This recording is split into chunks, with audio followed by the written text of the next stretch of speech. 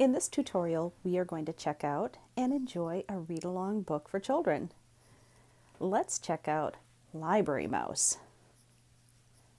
I can borrow Library Mouse by tapping Borrow. I could change the lending period from 7 days to 14 days by tapping on that. I'm going to borrow the book. In order to start the download, I tap the cloud and press download. Note that because this is downloading both a picture book and audio, this can take just a minute to accomplish. Once I see the check mark, I can open the book.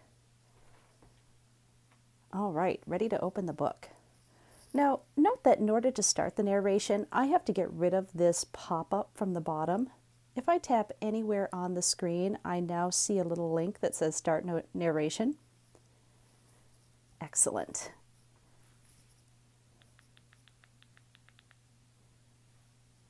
The pages will turn automatically. And when the story begins, the narration will start. Late one night, Sam, the library mouse, was hard at work. Excellent. I hope you've liked this demonstration of how to check out a children's storybook.